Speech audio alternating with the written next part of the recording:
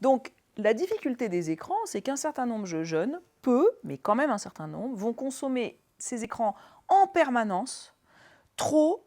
Ça va leur faire des troubles du sommeil pour certains, très clairement, puisqu'on sait que la lumière des écrans, la télé, le poste de télévision ne met pas les mêmes lumières que les ordinateurs, que les tablettes et que les téléphones portables. Les lumières des téléphones portables, des tablettes et des ordinateurs provoquent un problème de sécrétion de mélatonine.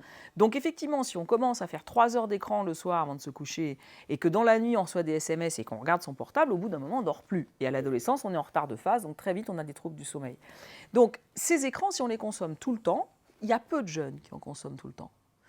Ce n'est pas 80% des jeunes, c'est 5% des jeunes, 10% des jeunes selon les écrans. Alors là, on peut être en danger, moi j'allais dire, sur plusieurs plans. On vient de voir le plan de la santé, le sommeil, mais aussi le plan psychique, parce que c'est quand même quelque chose d'extrêmement appauvrissant que de consommer ce type d'émissions. Regardez, dans tous les domaines, il y a beaucoup d'émissions sur la cuisine en ce moment, il y a beaucoup d'émissions où le problème, c'est quand même comment on peut démonter l'autre. Vous visitez des chambres d'hôtes, il faut forcément qu'il y ait des gens qui disent c'est pourri, c'est dégueulasse. Devant, on dit ah, c'est gentil, c'est bien. Et puis derrière, devant la caméra, après, on dit non, mais là, j'ai dit que c'était gentil parce que je ne voulais pas. Mais quand même.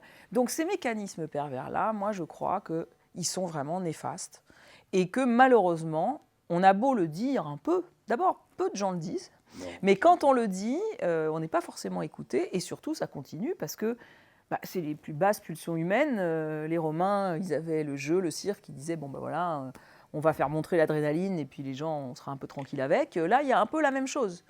Et je crois que là, tous les adolescents ne sont pas en danger de la même façon. Et je pense que les parents doivent avoir en tête qu'il ne faut pas forcément interdire tout ça.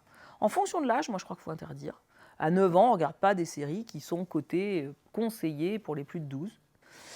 Faut le dire. Par contre, avec les adolescents, moi, je trouve assez intéressant de parfois regarder avec eux et de critiquer, quoi, de dire non mais, enfin, c'est quoi cette histoire ? Amener une parole Voilà. sur ce qu'on regarde. Une discussion. Une discussion. Et par expérience, dans tous les jeunes que je vois, la majorité des jeunes qui vont regarder ces genres d'émissions vont les critiquer et en rigoler.